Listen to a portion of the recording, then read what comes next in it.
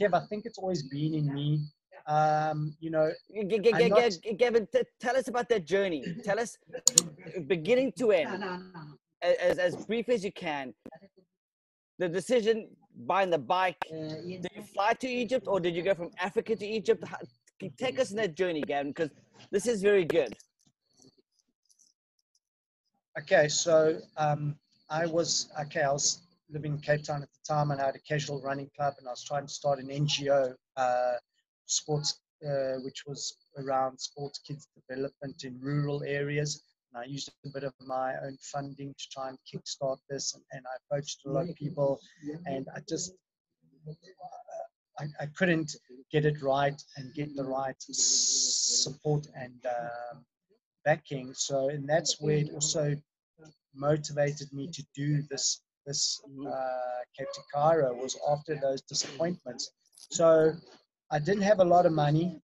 Nobody really knew who I was, and I was going to use, because of my frustrations of trying to get an NGO started, nobody really wanted to support me because nobody knew me. I thought, okay, well, what's the first step to get my name out there? I need to do a PR campaign. All right, so what am I going to do? I'm going to do something epic. I'm going to cycle Cape to Cairo. And what am I going to do it? I've got to do it for a good cause. So I approached Missing Children South Africa and tied that in for a good reason, for a good purpose. Because if you cycle into Cairo, you've got to have a purpose doing it, right? Do it for something. I mean, obviously, you have a lot of things you're going to be doing, cycling. And so at that time, I never had a lot of money, and nobody wanted to know me. Nobody wanted to probably look at sponsoring me. I mean, Kev. Because it sounds out of control, Gavin. It sounds so... No, but Kevin, I mean, a bike sponsor or a brand. Now, I understand, you know, even the professional cyclists battle to get a bike. And these are the top guys that cycle every day. It's their profession. And they finish on the podiums. And these guys even battle to get a bike from a bike manufacturer. So here comes old Gav. Can you give me a bike? So it's a hard one to swallow. But anyway, I took pictures along the way through all these countries, Kevin, of the most incredible backdrops with this bike brand in the background. And it was a shame that nobody jumped onto that. But anyway, it's changed now. Obviously, people are more interested in me because you have to be different or interesting to become spoken about. And that's really how it goes. So I didn't have a lot of bucks, and I got together with a whole lot of people, and we basically just started chucking things and ideas in over a few beers one night. And my mate just said, well, why don't you just fly to Cairo? Wouldn't that be easier? So I had all hand-me-down equipment, like an 80s, what do you call it, sleeping bag, and those, you know, the equipment from the 80s to the equipment today has changed dramatically. The technology, the ultralight, featherlight equipment, and so old, heavy 80s equipment, and a borrowed bike, by the way, which was too small for me. It affected my knees because you've got to have the right setup on a bike. Shame, Gavin. And based on your height and stuff. No. So anyway, I got some nice media exposure in the beginning on radio and stuff. And then anyway, the time came and it was raining that morning, and I got all my stuff together, got on the bike, and there were a few people that sort of waved me off. And so you're in Egypt at this time. You're in Egypt.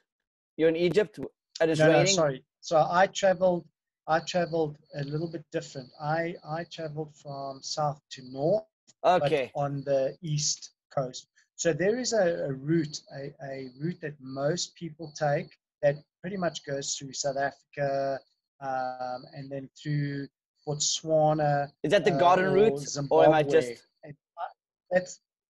No, it's not the garden route, but it's a route that most people take to travel from south to north, or north to south. Whereas I traveled from Cape Town along the east coast, which is Cape Town, Hermanus, Durban, PE, and I went up that way. And then I came into Mozambique. From Mozambique, I traveled up into Malawi. That's the route I took. Goodness me. And so basically it was raining. I just finished my radio interview, and I was not prepared I in don't think anyone terms can of, prepare if for you that, looked at, Gavin. well, you prepare less, and you just allow every situation that happens on a daily basis to just go with it, to be flexible. So if you looked at me and the bike and the equipment I had, and I mean, if anybody, they would have thought this guy would never make it. But unfortunately, or fortunately, if you know me very well, you'll know if I say something, I do it.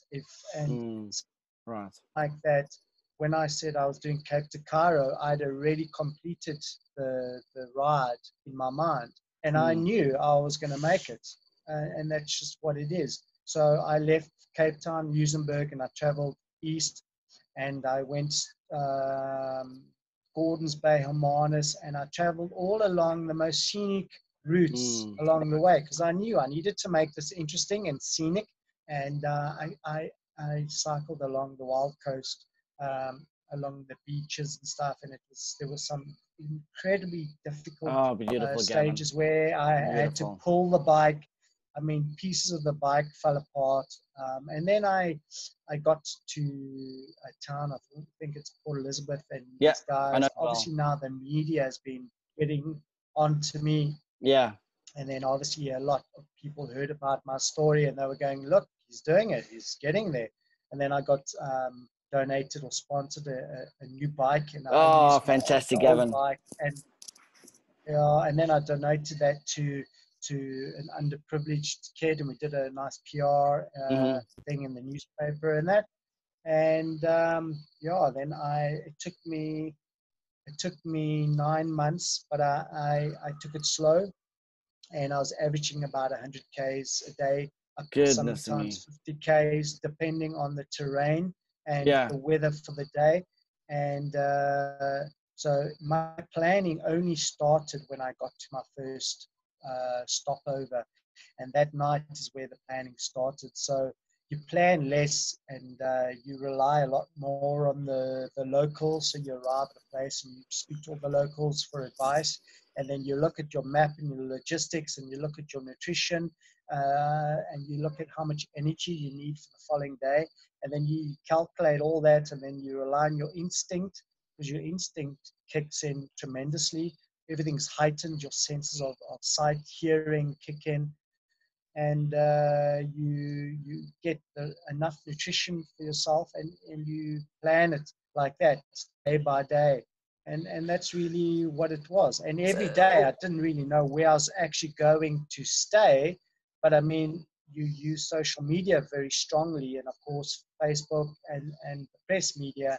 And then of course a lot of people started sending me requests, because now you're doing this lovely thing for a good cause, and you stop over at these magical places along the way, and then obviously you promote their place as well, and you're promoting tourism, and you're going to places that a lot of people have never been to before. But in my Cape to Cairo, I slept under banana leaves on the side of the highway. I slept in a drain. I slept in police stations. I've slept in a mansion, a villa, hotels, backpackers. So any place you can think of, I stayed along the way, and you don't get to bath for long. And then I was denied entry into Ethiopia, because when I was in Kenya, I went to the embassy to apply for the visa, and I just got sort of, I don't understand today what it was about, political or not, or I don't know. But anyway, I just went along with it, and I wrote to the board of pretending I didn't know, and they turned me away. And I had only one option, that was to do a detour back 120 k's and head towards Lake Turkana, which is to go through Ethiopia, right, Gavin? I had to cross this lake. Yeah, that is the main route that you take. Yeah. So Lake Turkana, I had to go through some very tough terrain, and I almost lost it there. On every level, I mean, I'd run out of food, water. I was going up to nomadic tribes along the Lake Tucana, which is one of the biggest alkaline lakes in the world, and they've got 2 islands on it. And these people were just incredible, these nomadic tribes, just their attire and their traditional outfits they wore and stuff. Of course, nobody could speak English, and We're very I had religious. punctures on my, I had no tire tubes. I'm spiritual. Yes. Thank you. Yes, I thank you. guess you could. What I believe in positive energy. Yeah. If you focus on positive energy, if you are positive, if you give out positive energy, you'll attract it. Karma, right? Right. Yin yang. I agree with you. So, well, I had 2 options: quit or carry on. Right. And quitting is not an option. So I quickly looked at a map at the border on the Kenyan side, and the guys there showed me another route, which was I would have to backtrack 120 k's on my bicycle and then head west to an extremely remote area west of Kenya, which is Lake Turkana, where there's no signal reception, nothing. And I would have to cross this river, or at least I would have to travel in extremely remote area along the river, the lake, sorry, which is huge, up to a small village where there is a small fisherman, well, a small fisherman village that have a few boats that travel across the lake. And this lake has got 2 islands on it, Lake Tucana.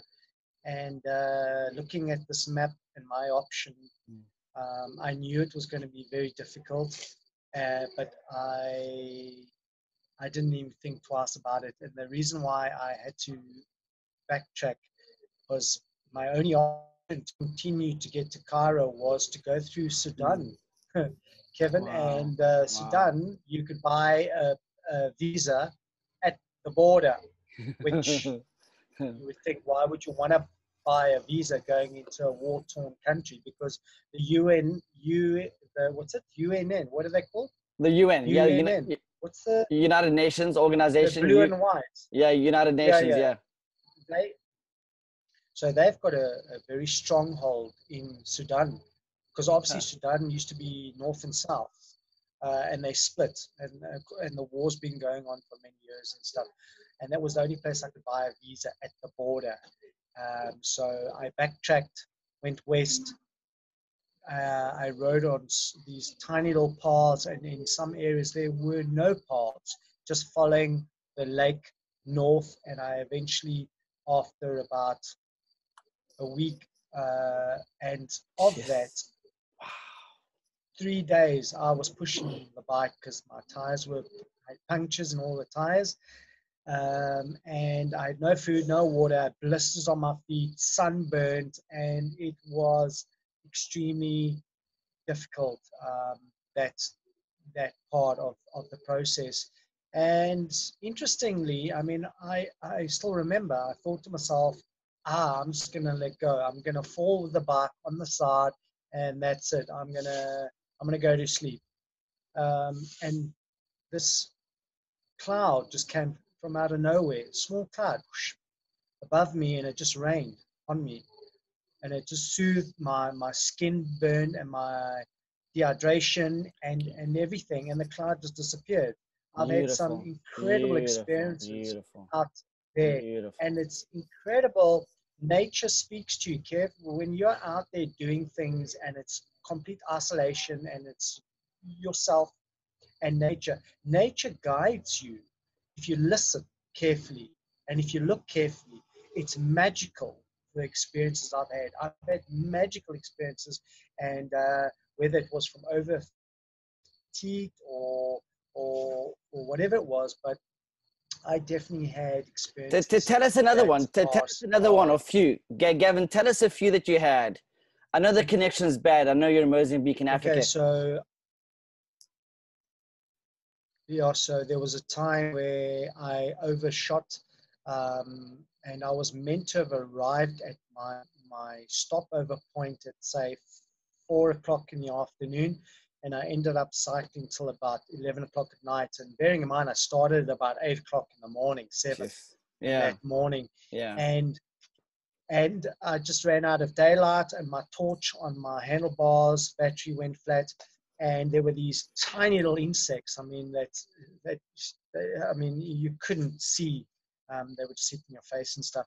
And I remember there were these fireflies on either side of the sand road that just lit up the side of this gravel road, and in front, in the direction of where I was cycling, there was the moon was massive, and it was red, and it was a full moon, and it was almost like a airplane runway, me landing, and it was showing me like the path ahead of me. Goodness me, that's beautiful. From the fireflies That's beautiful. Yeah. on both sides, and this moon. So always in any situation, if you just look at your perspective, change your perspective of things, you will notice that there are so many opportunities and possibilities if you are looking and listening. And Lake Tucana, the cloud that came over and disappeared, and going to the nomadic tribes and just, gesturing, water, agua, and giving me some food. I eventually got to the village. I got on a boat full of cattle and goats. No, sorry, goats. And this goats, I mean, I promise you, and these goats, so we all had to get a little bucket, and we all had to help, chuck the water out this boat. And this boat almost capsized. The motor stalled for a while, and these goats were pooing, and the water was filling, and there's poo everywhere, and I've got OCDs. And I was like, I thought, okay, they're going to throw me overboard. Anyway, I got to the other side, and then I got my bike fixed, and I went to the border of Sudan, and I went into a war zone, and they tried to attack me, 2 herdsmen. I had to pedal for my life, and I got to Juba, the main town. And well, why did they want to attack you? Did they want your bike, or did they want your equipment? Why did you get attacked? Why did they charge for you, Gavin? So on my ride, obviously I met a lot of people, and a lot of people contacted me, and there was this a chap that cycled from Cairo, from north to south, and he, in this area in Juba, just outside of Juba, Nakala, no, sorry, that's the wrong village. He got caught there, and he ended up in Nairobi hospital for 4 months for his life. They took everything, unfortunately, and they left him for dead. So what they were probably wanting was, obviously, I mean, he's a European. He must have a cell phone and money and cameras, right, and electronics, expensive stuff. And so my experience with this other guy, well, they were definitely not going to have a cup of tea with me, that's for sure. So you're running for your life in North Africa. And Gavin, what about malaria? I picked up malaria on my trip to Cairo when I got to Gorongosa. Gorongosa is the top end north of Mozambique, and it's just below Malawi. And I caught malaria, and just as I got to Gorongosa campsite, 3 o'clock in the morning, I ran out of my camp into sort of the open air, and just everything came out of every orifice you can imagine. And I realized this is malaria, and I was down for a week, and they put me on the medication, and got back on the bike, and carried on with that. So I did pick up malaria, and into South Sudan, Juba, a war broke out, and the military, and that's basically escorted me through one of the villages to the next town. And I had to go to the airport, and I was instructed to fly out of Juba because there was a war that was breaking out. And because of that guy that got caught there a year ago, and he ended up in hospital, I think they just didn't want the same thing to perhaps happen again. Right. And then anyway, so I ended up cycling under 11,000 kilometers total, and the total Cape to Cairo is 13,100. Fantastic, Gaven. That's fantastic. The job, and that was to Cape to Cairo in 2017. Yeah, and I did it for a course for missing children in South Africa, and it was such an incredible experience. And basically, how I prepared myself mentally for the Cape to Cairo, it was just 1 minute. It's your perception. So I reverse engineered my finish line. I just told myself I wasn't cycling to Cairo. Brilliant. So Gaven, I have a question for you. Yeah. And this is one thing that is in my mindset. This is why I'm going to ask this question, because I'm believing the audience will think about this as well. And as I say that, this is a channel and I do need your support. So if you can hit the like button, I'd appreciate that. If you can subscribe, that'd be fantastic. The bell will give you notifications whenever there's a new video. But here's a question I have for you, Gaven. Where can I buy your book? Where's your book available? Sean, I haven't got a book out. I've got a few chapters written out, a ghostwriter from the States, and I've gotten into it and I've gotten out of it, and I've been toying with this idea. I know you with doing a book, and sure, it makes sense to write about your experiences and stuff. But if I'm looking at my profile and sort of, okay, extremist, adventurer, activist, motivational speaker, if you tick all the boxes, and of course, there has to be a bestseller in this whole checklist, right? But I'm not feeling it at the moment, Kev, to release a book, because there are such incredible books out there, and it's very competitive. And I'm not to say I won't release a bestseller, and you also need the time to promote the book, right? You've got to, on your stage, you promote your book wherever you go. But I haven't really felt it yet, Kev, and I don't think I've got enough content. Sure, okay, I've got my childhood, my experiences, and my adventures, and my ongoing experiences, but I haven't felt it in my core yet. Because if I release a book, it has to be a bestseller. Otherwise, I'm not even going to waste my time. And so, getting a book out, Kevin, it goes in and out of my mind, but I haven't gone down that avenue yet. I still feel in my heart that it's not necessary to have a book for me, for my portfolio. Okay. So here's what I want you to understand, why it's important for you to have your story told in written form, so that it can last for 1,000 generations, Gaven. What a book does for you is that it elevates you. So if I meet Gaven Sinclair and I'm in awe of his journey and his story, I want to own it as well. So if you allow me to have a piece of you, so I can take home and delve into your history, delve into the journey that you had and the obstacles and the different scenarios, life or death, and triumph and courage, and being a victim of your own mind. I think it's important that you share your story. Gaven, whether it's a bestseller or not, that's not fair to do that to yourself, because I want your book. And I know a lot of people watching this and that know you want your book. So maybe you need to commit to writing a book and then figure it out like you did with your journey. Again, I want you to think that it will elevate you and it will give people something to go away with, not just a memory in their mind that they will forget tomorrow. Books they're around for thousands of years. And individuals like you, unique individuals like you, Gaven, need to leave this world with something special. don't take it to your graveyard, because that's the richest place in the world, is a graveyard. Everybody takes their dreams, their hopes, their desires, their inventions to the graveyard. And I'm just trying to encourage you, because I would buy a book. And if I would buy a book which would support Thank you you, Kevin. financially and endorse you for other adventures and many other books to release, Yeah. you've got to give it to us, Gaven. I know that you're very hyper-focused in your realm and your dimension. Again, I think you have a lot to share. And if I can't own you on video, but if I can have a book of yours, you know, I've got the Bible in front of me right here.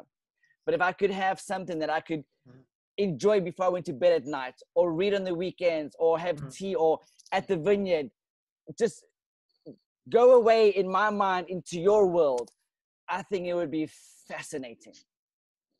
Fascinating, Gaven. Yeah, Kevin, thank you so much for what you just said, because it struck a chord in me, and I think that's something I need to start focusing on.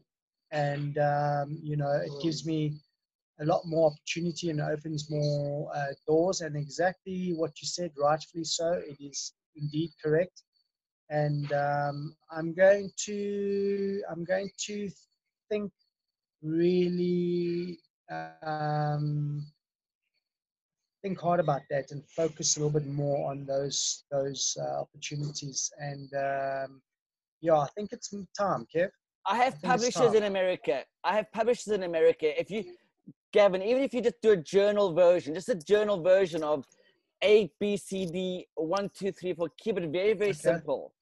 I have editors in America. I can get your book published. I know I can, and I will. I just need, you gotta give me the content. If you give me the content, my editors and my ghostwriters will craft such an amazing journey for you, Gaven. It will speak volumes. Kevin, we got a deal. Okay. And then you know what? I will come and meet you in America, and I'll come and speak. I'm going to start working on that, Kevin. That's such a beautiful gesture, and I humbly accept. Yes, good, and good. That's good. Fantastic, good. Kevin. Gavin, you have to commit and figure it out. That's all. Just commit. Just even if it's one sentence a day, or in the morning when you get up, Gavin, and your mind is fresh and the day hasn't started, jot down a few notes. Or if, I remember this happened that time, just put it down on paper, or write it in Google Documents so it's stored online. That way, you can never lose it. It's always there. And great. And if I'm a speaker and I want to hire you to come to my business, come to my adventure club, whatever it may be, and everybody's excited to see you, Gavin, they're gonna want you. It's called a leave behind. You've got to leave something behind. Because people are fascinated by your story. They're in awe. Now, if you allow them to take it home with them, oh my gosh, you've got a whole nother avenue of streaming revenue to support every other endeavor. Now you're not only living off the grid, you're interdependent. You're not dependent on anybody anymore. You've got a revenue source coming from your book to fund your life. Yeah, that's fantastic. So I can help me build my treehouse in the forest. And give you financial freedom. Yeah, absolutely. Gavin, I've got to end it here, my friend. We're going to do this again. Kevin, rock star. Yeah, that'll be lovely. I will get it published for you. I know all the right people. And Gavin, you know, this is going to evolve into abundance. Okay. I want to interview you some more. Let's end this episode 8, the 3-part. Let's catch up again very soon. I'll keep you posted. You're a dear friend. Right. I love you. You're dynamic and amazing. Yes. And you have massive favor, my friend. The universe, the and likewise above, is shining on you. Oh, that's lovely to hear. Thank you for those beautiful, kind words, my dear friend. I love you. I salute you, my friend. Salute. Cheers, buddy.